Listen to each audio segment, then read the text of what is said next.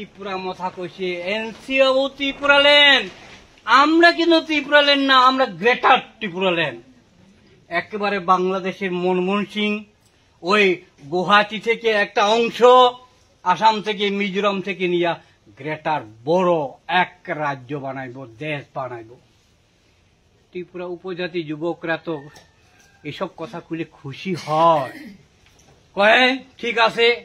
বোবাগরা তো কইছে গ্রেটার ত্রিপুরাল্যান্ড, এটা হইলে তো রাজাও আমরা, মন্ত্রীও আমরা, জুবিন মালিকও আমরা, সব তো আমরা হইব। এই দলের সঙ্গে যাও কিছু গেছে, গণমুক্তি পরিষদ কইছে, ইশারা দিয়া কইছে এইটা উপজাতিদের জন্য মহাশত্রু হইয়া দাঁড়াইব একদিন। এটাই প্রমাণ হয়েছে এখন মহাশত্রু গ্রেটার ত্রিপুরাল্যান্ড ফিয়াই থাহা, কামাই থাহা, প্রলয় থাহা। তা বলে পরবর্তী সময় কয় গ্রেটার ত্রিপুরাল্যান্ড কথা এখন কয় না। এখন কি কয়? এখন কইছে লাস্ট ফাইট, লাস্ট ফাইট নাইনি, লাস্ট ফাইট খাইয়ে তিনি রাজ্য শাসন বা লানায়, এই রাজ্য রাজন্য শাসন কায়েম খায় নাই। মাতামা ক মাতামা ক নুং প্রথমলে চাহা গ্রেটার ত্রিপুরাল্যান্ড লানি, তাবই প্রই থাহা, তা বলে চাই লাস্ট ফাইট, তানি লাস্ট ফাইট ঠিক চাইনে দে, তুমি কি মরি যাইব? এরপরে লাস্ট ফাইট কইয়া কিছু পাহাড়ের মানুষ কইছে কি বাপরে বাপ, রাজা তো কইছে লাস্ট ফাইট, মনে হয় এইবারে হইব, এইবারে হইব খামাখা। লাস্ট ফাইট বইতে কয়জন এমএলএ হইছে? 13 জন। লাস্ট ফাইট কইরে 13 জন এমএলএ পাইছে। কই যে আমরা প্রধান বিরোধী দল, অনিমেষ দেববর্মা খামাখা বিরোধী দলের নেতা হইছে। 3 মাসের মাথা কি হইছে? কয় না প্রধান বিরোধী দল থাকতাম না, মন্ত্রিসভা যাইব, নাইলে গ্রেটার ত্রিপুরাল্যান্ড হইতো না। মন্ত্রিসভা হইছে, এখন 2 জন মন্ত্রী, একজন হইছে পূর্ণ মন্ত্রী আর একজন হইছে আধা মন্ত্রী, দপ্তর ছাড়া, দপ্তর ছাড়া মন্ত্রী। এখন ত্রিপুরা রাজ্যের উপজাতি জনজাতিদের ঠকানোর আর রাস্তা নাই। কি দিয়ে ঠকাইব? এটা কইলেও হয় না, এটা কইলেও হয় না। একবার কইছিল না কি সই হইছে কইয়া, ইন্টারলোকেটর সই হইছে, খামাখা 6 মাসের মধ্যে পাইয়া লাইব, কইছে না? কইছে, কিন্তু 6 মাসের মাথা এখন 2.5 বছর চলে।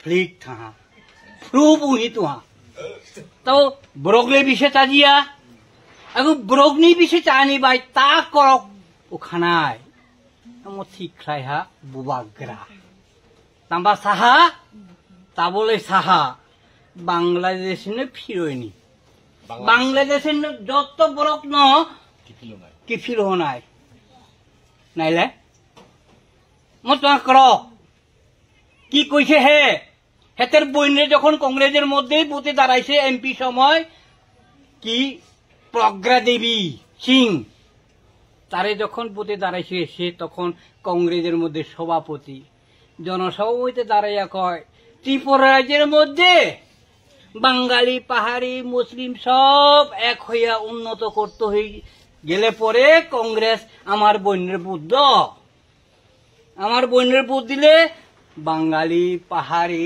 মুসলিম খ্রিস্টান সব এক হইয়া থাকতে হবো।